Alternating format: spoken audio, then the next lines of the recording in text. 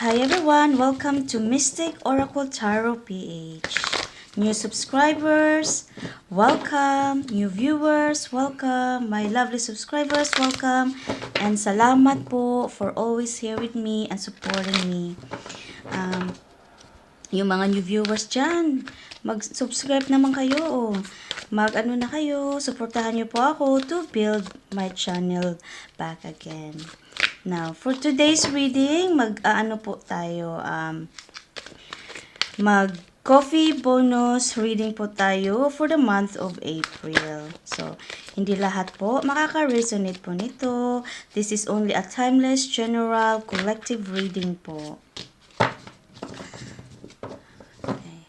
And kung may makikita po kayong sa sign po nito po, na hindi ko nakikita, it meant po na para po sa inyo. So, take a look lang po bago po ako mag-umpisa basahin kung kanino tong mensahe para.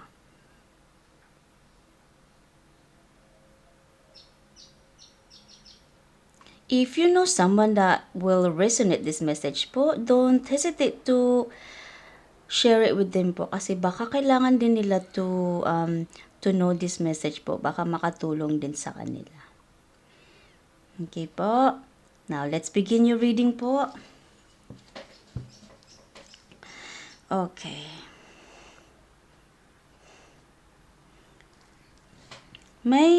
Okay, I can see na this might be a significant to you, okay? Or you might know this either a name of a person or a month. So this is like a very important letters for you, okay? Nakikita ko dito may letter J, letter C, letter M, meron ding number 2, meron ding number 5, meron ding number 9 at saka 3. Nakikita ko po din to na malaki talaga ang letter F dito. Ayan po oh. Ito, super lucky ng F. I do not know what it is mean to you. It might be a name of a person or a month. Oh no, it's not a month. A name of a person or a name of a place. Okay, because it's a really big F in here. It's way big, letter F. It's a big F.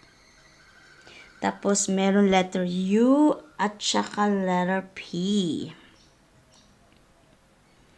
Okay. May nakikita din po ako na may dalawang tao na nagbibiyahe. Parang siyang nakasakay. Parang siyang nakasakay siya. Dalawa sila. Tapos, yung baba niya, may heart. Ito po yung ito yung dalawang nakasakay. Tapos, yung ito din, may heart. So, parang nag-i-enjoy kayo sa biyahe nyo. At saka kasi hindi naman sinasabi dito na lalaki o babae. So, you probably just, you're traveling with your friends, nagbabakasyon lang kayo, no? With either your loved one. So, nag-i-enjoy naman kayo and you really enjoy and love this place kasi there's a big heart here as well below to where yung dalawa nagbibiyahe po. Ayan. Yan po. May heart dyan. May heart dyan. Nag-i-enjoy naman po kayo. Tapos, yung ito po, I can feel po na ito yung path mo, okay? And meron ka ng mga steps yan po, oh. That's your steps po. That's your trails of your steps. So, you are, ibig sabihin po na you are walking in the right path po sa goals nyo to achieve it.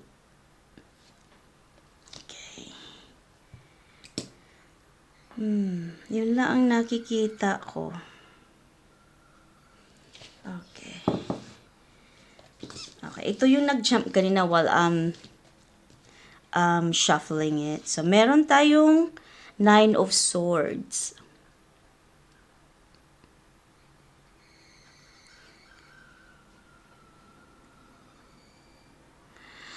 Kaya siguro nag-holiday ka kasi you just wanna get out. Kasi parang na-stress ka na. No? Na-stress ka na siguro. You feel like parang gusto mong lumayo muna mag-rest. Kasi parang you suffocate na ba? Nasusuffocate ka na sa sitwasyon mo or yung heart mo, yung puso mo parang gi-give up na, kaya sinasabihan mo sarili mo nga, let's go travel. Kaya pala may travel dito. 'Di ba sinabi ko na I did mention it na may 2 tao nagbibiyahe dito po. Yan po. Nagbibiyahe. So it did not says a couple or maybe just a loved one or a friends, workmates. So, nagpaplano kayong magbibiyahe. And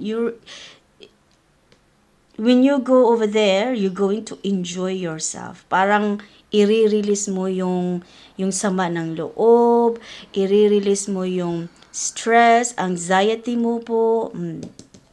Ito yung the best medicine na ibibigay mo sa sarili mo. Meron tayong the sun.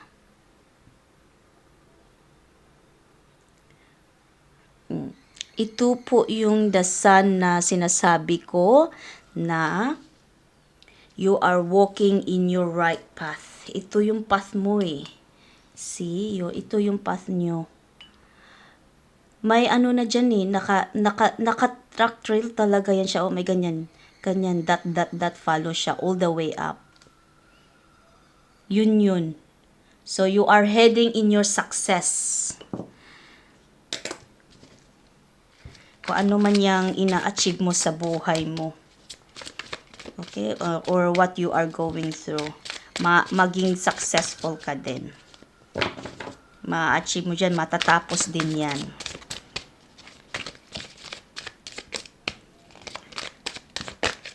And going through a break for yourself, no? Parang binigyan mo, this is like a treat. Ni-treat mo yung sarili mo for a retreat na just for yourself, no? That will give you also to go on with, para makakontinue ka pa to go on with your life, para ma-handle mo pa ang lahat. So, you are in the right track. So, keep what you are doing. Meron tayong 4 of Wands.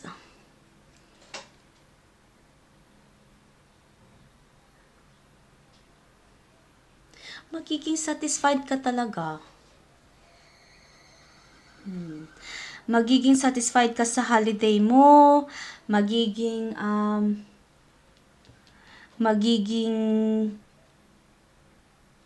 masaya ka sa pagbibiyahe mo, na you are very thankful nga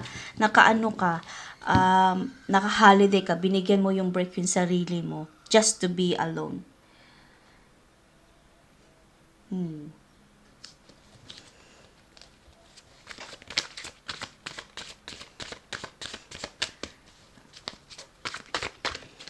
Because you needed a space. Okay, ano pa? Okay, meron tayong 9 of Cups. See, another 9. See, 9, and tapos sinabi ko kanina may number 9, so it might be a significant as well. Di ba sinabi ko na may 9 din dito, nakikita ko. So, it might be a significant. We got 9, and we've got a 9. Okay. It's a dream come true. It is a dream come true. Yung goals mo na inano mo sa sarili mo, that you are giving it to yourself.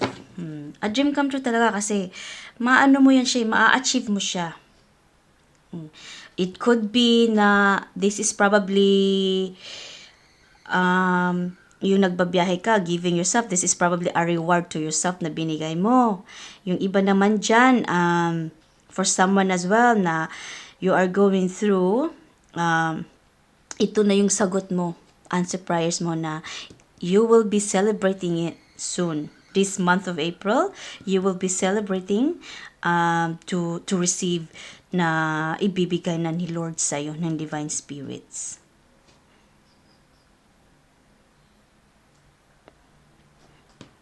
Ito na yung mga answer prayers na good news na ibibigay sa'yo ng Divine Spirits.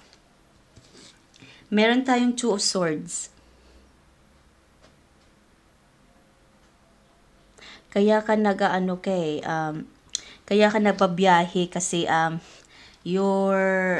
parang yung na-out balance ka na sa ano mo, sa buhay mo, tapos na-tension ka na, kaya you giving yourself a reward, which is really good.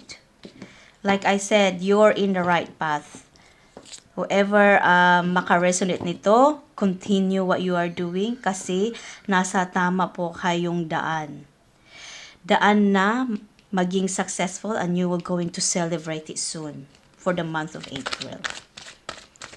Kasi marireceive mo na yung good news na yan eh.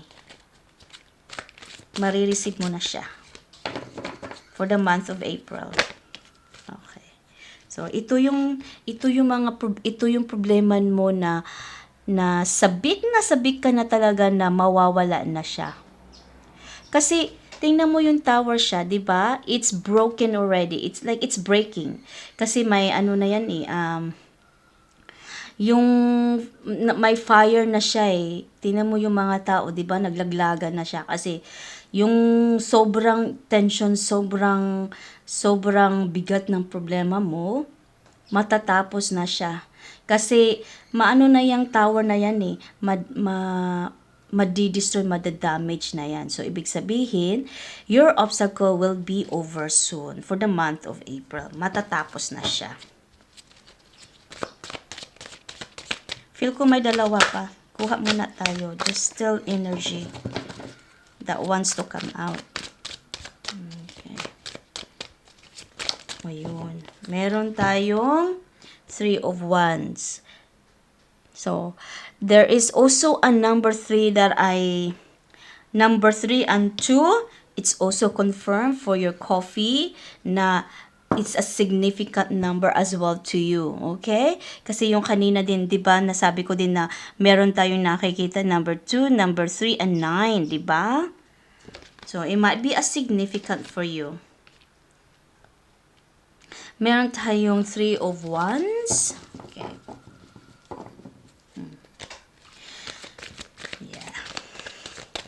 Sobra talaga ang obstacle na yan. Yung tower na ito, yung problema mo, bigat na bigat ka na. But it will come to end soon na. Month of April, mawawala na yan. Ibibigay na yan. May good news ka na. May good news ka na. Okay. Meron tayong Page of Swords.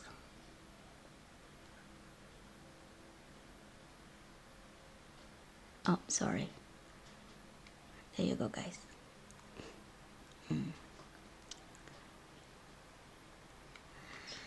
Okay.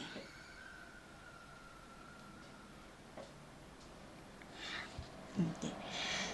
I also happen to mention na may tao na kasama mo mababiyahe, no? It could be your friend or maybe your boyfriend, your husband, it could be a siblings, work colleague, yun yung nagbibigay ng support sa iyo. Okay? And your guardian angels also is supporting you and the divine spirits is also supporting you. Hindi sila nawawala, nandyan lang sila nakatingin po sa inyo. Okay, naaawa na si Lord sa inyo. So, kaya ibibigay na niya sa iyo for the month of April. Yun yung sinasabi niya po. Yun yung energy na nakikita ko po. I hope na naka-resonate po kayo and yan lang talaga ang nakonect ko na energy. Yan lang ang nakukuha kong mensahe for the month of April po. I hope someone can resonate, and hopefully you share this message for someone that will also resonate po.